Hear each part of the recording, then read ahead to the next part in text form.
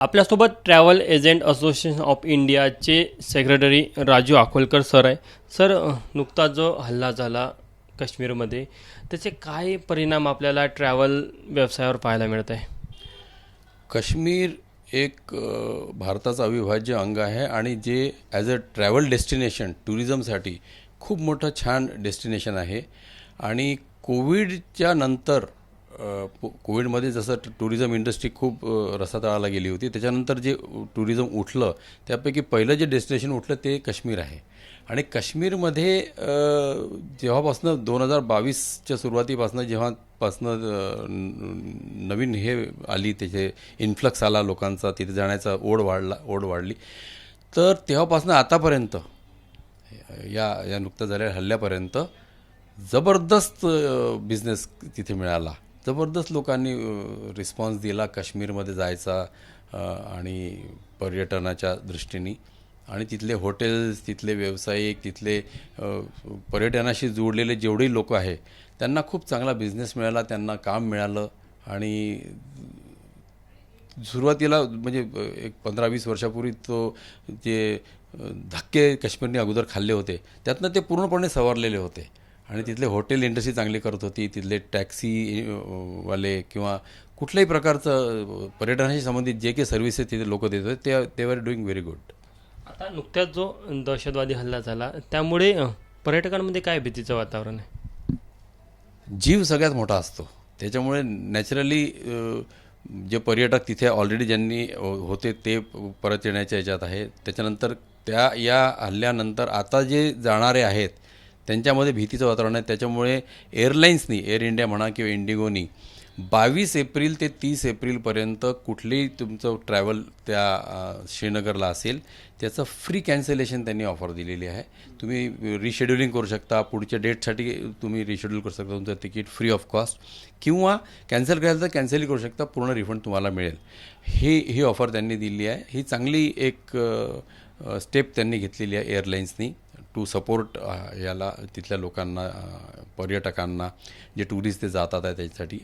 At the same time पुढे जे जाणार आहे, म्हणजे कोणी मेचं बुकिंग केलं आहे, कोणी जूनचं बुकिंग केलं आहे, त्यांच्यामध्ये भीतीचं एक वातावरण तयार झालेलं आहे की बा असं झालेलं आहे, आता तिथे जावं की नाही. कारण की प्रत्येकाला भीती वाटतेच आपल्या जीवाची. आणि प्रत्येक जाणाऱ्या व्यक्तीचे घरचे लोक जे आहे ते सुद्धा त्यांना ते इन्फ्लुएन्स करतात की बाबा नको जाऊ ना, कशाला तिथे जातं, दुसरीकडे कुठे ते चालला जा, काश्मीरला नको जाऊ. कारण की त्यांनी पाहिलेलं आहे की 27 लोक मेलेले आहे, कितीतरी लोक इंजर्ड झालेले आहे. तर जीवाच्यावर काय आहे का पर्यटन, जीवाच्यावर काही टुरिझम आहे का? त्यासाठी 30 एप्रिलपर्यंत जे बॅरिकेटिंग केलेलं आहे त्यामध्ये तिकीट कॅन्सलेशनचं किंवा मध्ये आपलं प्लॅन कॅन्सलेशनचं प्रमाण किती आहे? 100% आहे. कारण की कोणी ताजं आहे ते आता नुकतंच झालेलं असल्यामुळे, ताजं असल्यामुळे ते लोकांमध्ये तर इतकी दहशत झालेली आहे की बाबा मला जायचंच नाही आहे, मला कॅन्सलेशन तुम्ही द्या, माझे हॉटेल्स कॅन्सल करा, माझ्या बाकीच्या सर्व्हिसेस कॅन्सल करा, तिकीट तर आहेच. हे सुद्धा सुरू आहे. बरं, 30 एप्रिलनंतर ज्यांचं प्लॅनिंग होतं किंवा त्यांचं शेड्यूल ठरलेलं आहे ते काय चौकशी करतात? ते चौकशी हे करतात की आम्ही काय करावं. ते त्यांची विचारणा सारखी येतात आहे, फोन येतात आहे की बाबा आमचं बुकिंग मे महिन्यातल्या 15 तारखेला आहे, 22 तारखेला आहे, काय केलं पाहिजे. तर मी ॲज अ ट्रॅव्हल एजंट त्यांना सल्ला देतो आहे की बा तुम्ही वेट अँड वॉच करा, लेट अस सी की सिच्युएशन तिथे काय होतं, सरकार काय पावलं उचलतात, किंवा एअरलाईन्स आपल्याला 22 तारखेच्या तिकीटसाठी सुद्धा कॅन्सलेशन फ्री करता आहे का, वगैरे वगैरे. जोपर्यंत या पॉलिसीज क्लिअर होत नाही तोपर्यंत घाई करू नका असं मी म्हणतो. कारण की ॲज इट इज वेळ आहे तुमच्या जाण्याला, तर तो सल्ला मी देतो आहे. महत्त्वाची गोष्ट की आपण जर बघितलं तर काय वाटतं तुम्हाला की या घटनेमुळे काश्मीरच्या टुरिझमवर किती मोठा फटका बसेल? ही घटना तर फारच हृदयद्रावक आहे आणि ट्रॅव्हल इंडस्ट्रीसाठी फारच वाईट आहे. ट्रॅव्हल इंडस्ट्रीसाठी तिथल्या लोकल ट्रॅव्हल स्टेक होल्डर ज्याला म्हणू, हॉटेलवाले म्हणा किंवा ट्रॅव्हल इंडस्ट्रीशी जोडलेले व्यावसायिक जेवढे आहे त्यांना तर याचा खूप मोठा फटका बसणार आहे. आणि आमच्यासारखे लोक जे आम्ही आमचे पर्यटक, आमचे पॅसेंजर्सला तिथे पाठवत होतो, तर आम्हालाही त्याचा फटका बसणार आहे. कारण की तिथे जाणारे लोक जाणार नाही, तर दॅट इज समथिंग, त्याचा लॉस आम्हाला ॲज अ ट्रॅव्हल एजंट. मी डेस्टिनेशन्स ट्रॅव्हलचा मालक आहे, पण मी आता जे बघील की बाबा पुढे करायचं की नाही बुकिंग ह्याच्यावरही माझं हे राहील, कारण की बुकिंग करा पुन्हा कॅन्सल करा, बुकिंग करा पुन्हा कॅन्सल करा, त्यापेक्षा मी माझ्या कस्टमरला सांगेल की बाबा तुम्ही इथे नका जाऊ, इथे जा. एक नॅचरल माझी रिॲक्शन राहील ॲज अ ट्रॅव्हल एजंट. पण दॅट इज नॉट गुड, ते ठीक नाही आहे. म्हणून वेट अँड वॉच करून सरकार काय पावलं उचलतात या हल्लेखोरांवर, किंवा कशी नाकाबंदी करतात, किंवा कसे त्यांचे मुस्कटदाबी होते, हे बघितलं पाहिजे. त्याच्यावर आपण ठरवलं पाहिजे.